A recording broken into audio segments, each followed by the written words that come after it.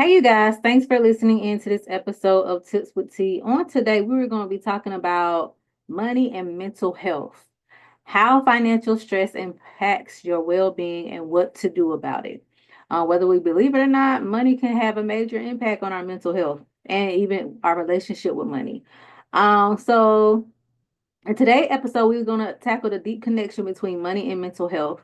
Financial stress can lead to anxiety, depression, burnout, while mental health struggles can make managing money even harder. We'll explore the cycle and share practical tips to protect both your wallet and your well being. Okay. Um, so I'm going to get started with a couple of key points. So, one of the key points that we have to realize is there is a link between money and mental health. And so with these different links, there can be financial stress triggers, which can be triggers such as living paycheck to paycheck, debt and mounting bills, uncertainty about the future. So an example, so like retirement or emergencies, you're very uncertain about it. Those can be financial stress triggers. Um, and then there are effects on mental health. So the effects on mental health could be anxiety and worry over finances, depression stemming from financial struggles or feelings of failure, and strained relationships due to money disagreements. Okay. Then there is a thing that is called the financial stress cycle. Mental health struggles can lead to poor financial decisions, so like impulse spending, avoiding bills, um, and then financial stress can worsen mental health, creating a vicious cycle. So there is a thing that is called a financial stress cycle. So some of you guys are feeling like you do not want to, you keep putting off a bill or you keep putting off looking into your bank accounts, checking your bank accounts. You are impulse buying and you don't really know why you're impulse buying. Maybe you are dealing with financial stress and maybe you are going through a financial stress cycle. So sit down, see if that's the problem, and then try to work through those things. And so there are some practical steps to manage financial stress, and we're going to get into them once you figure out, okay, am I really financially stressed? All right. So the step one is first acknowledging the problem. You're not going to be able to tackle the problem until you acknowledge, okay, this is a problem. I am financially stressed. Don't ignore financial stress. It's common and manageable. Okay. Talk openly about your money concerns with your trusted friends, family, or professional. My advice will be talk to a professional. Okay, I know friends and family are can be very helpful at times, but my personal advice is talk to a professional that can really help you go through this financial stress. Sometimes it's not always good to let your family and your friends know your business, or what's going on with you. And I learned that working with an actual professional that is required to keep your information confidential is better than sometimes going and talking and telling your friends or your family. Okay. Um, Step two is to create a plan. So start small, list debts the bills, and prioritize manageable steps. Pay off small debts first. So that's a snowball effect. I tell all my clients if they're trying to pay off debt, start with the smallest debt first and then go to the big debt. Okay. So do the snowball effect. Um, budget for mental health. So allocate money for self-care activities, even small ones like a cup of coffee or a book. Y'all, this is very essential. I just talked to someone yesterday about getting back to doing self-care and and factoring yourself into your self-care or your self-care into your financial budget every month because you matters. Um, Very, very, very important. Don't let yourself go. Continue to keep yourself up. I don't care if that is like your skincare and stuff like that. Factor those type of things in because when you look good, you feel good. All right. So make sure you're doing something for self-care. Emergency fund. Start building a cushion, even if it's just $10 a week. I think a lot of people get stressed too when we think about our emergency fund because typically in our emergency fund we should have anywhere between I tell my clients to start off small. I do. I tell them if you can get to 3 months, that's good. at least have 3 months worth of money saved um inside of your emergency fund. But typically, we supposed to have 6 to 12 months. That's what is typically said. But start small. And then I tell people just start with do what you can. So if you can only do $10 a week, do $10 a week and pat yourself on the back for that $10 a week. Okay, don't look down on yourself if you feel like your emergency fund is not what it's supposed to be or how big it's supposed to be. You have to start from somewhere. Okay. Um, Again, step three is seek professional support. So consider therapy or counseling to address the anxiety or depression. I have a therapist. Nothing wrong with therapy. Um, been doing it for a while now. Has been very, very beneficial. Has helped me to unlearn a lot of toxic traits that were um, passed down, I guess, from generation to generation when it comes to certain mindsets and unlearning toxic behavior when it comes to just being in unhealthy relationships, period. So I highly suggest a therapist or a counselor. Work with a financial advisor or a credit counselor to create a manageable plan. Those, like I said, you do both of those things at the same time, you will come out feeling like a whole brand new person. Because like when I tell you, when you actually work with professionals, they are here to help you. They are here to help you to find a solution. Okay. So try those two options. Okay. Step four is practice healthy coping mechanisms. So avoid unhealthy habits like excessive spending, alcohol, or substance use. We tend to go doing other things that can try to soothe us. That's not always healthy for us.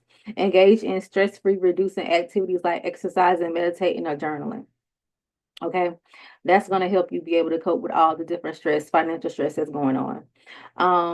The one thing that I like to do is I like reading. Reading is a good way to reduce stress. I also like walking, exercising. I also like listening to music. Classical music, smooth jazz music, some not music that doesn't really have words. So instrumental music that can help reduce stress. Another thing that I like to do too is listen to nature sounds. So I have like the Calm app on my phone to help me listen to nature sounds and stuff to help me to relax and unwind. Okay. Step five is to set boundaries. Okay. You're gonna have to set boundaries in every area in our lives. We have to set boundaries. So avoid comparing your financial situations to others. Okay, I said this before. So social media envy. Don't worry about what everybody else is doing. Stick to your plan. Stay in your lane. You will be fine. Limited conversations or situations that increase financial stress. So saying no to expensive outings. All right. Um, you know what you can afford. All right. If it's something that is out of your budget, it's okay to say no. You don't have to give an explanation, explain why you're saying no. Let your no be no. Okay. Um, so some preventative tips for long-term mental health and financial. So some preventative tips for long-term mental and financial health. You can build multiple streams of income if possible, so you can have side hustles. All right. Um, A lot of people, if you have a gift, you can turn it into a business. If you are very creative, you can turn it into a business or you can turn it into a side hustle. If you are a good writer, you can turn that into a side hustle. If you give good administrative assistance, you can turn it into a side hustle. So you could be, if you are a good administrator, you can be a virtual assistant. If you have good writing skills, you can write ebooks and sell ebooks, or you can be a freelance writer for someone. Um, what if you are very creative, like arts and crafty things, you can start your own brand or start your own line or your own online boutique or store, and you can sell items. There's different ways, you guys, to get money, to get wealth. Okay, so make sure you're exploring all your options. Sit down and say, what am I good at? What can I do to help me decrease this? Um, Financial stress. What are other ways that I can bring in extra additional income? Okay. Maybe it might be time for you to say, okay, well, my job is no longer working for me. It's not bringing in the income that I need. Do I need to start looking for another job? And move in silence and move in secrecy. Your current employee don't need to know that you are looking for another job. Okay. So keep that in mind too. Um, Save consistently, even if the amount is small. It's a habit that matters. Okay. Set realistic financial goals and celebrate your progress. Celebrate the small wins. Pat yourself on the back. Give yourself props if you saved um, on certain things that um, might be small to others but big to you. Celebrate those small wins. Okay. Create a support network of friends, families on or online communities focused on financial wellness. I am big on joining networking groups, Facebook groups, groups that will allow you to have a safe space and that are and they are doing the things that you are trying to accomplish. Join those type of groups, okay? Um, One thing I had to do for myself, you guys, when it came to cutting back was and to not really get into a place of financial stress. One of the things for me was I just cut back on a lot of eating out. So you might want to cut back on a lot of eating out, and I started cooking a lot more at home. And so that was helpful to me. Less stressful when it comes to um going out to eat all the time and spending money out eating because it can be very expensive when you eat out all the time. You know, groceries and stuff is high. So if you can save money and cut costs by cooking at home, do those type of things. That's what I have done. And that has been very, very helpful to me. Okay. So some takeaways from today's episode. Identify one small financial habit to change today. Tracking an example like tracking expenses or saving $5. Write down your top three financial stresses and brainstorm one solution for each. Schedule a mental health check-in with yourself to access how money stress is affecting your well-being. Okay, so those are some takeaways. That's some of y'all homework, all right? If y'all need to do that, okay? Um, Remember that money and mental health are deeply connected, but there's always hope and help is available. Small changes in mindset and habits can have a big impact over time. So remember that too, you guys. And if you found this episode helpful, share this episode with someone else that might be dealing with struggling with financial stress.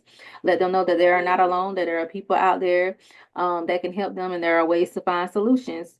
Um, and so, yeah, so I hope this episode was very, very helpful to you guys. Like I said, seek professional help. It's okay to get therapy. It's okay to get counseling. It's okay to seek a financial advisor or um, someone on that lines to help you with managing your finances and getting holding on your finances and creating a plan.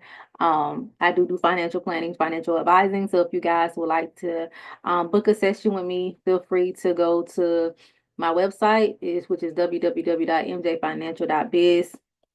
You can call me 910-317-06 zero 0396. I'm sorry. And you guys can text me, call me, set up an appointment. I'm here to help.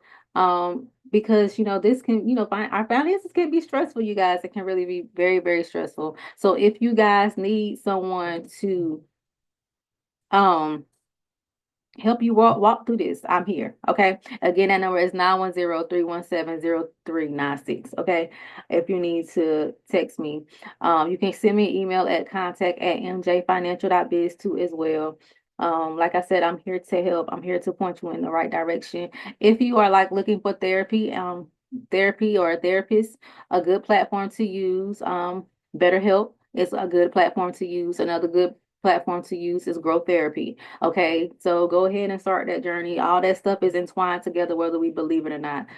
All right, so I hope you guys find this episode to be very, very helpful. I hope you guys tackle these challenges of finances and mental health, and we will see you guys on the next episode of Tips with T.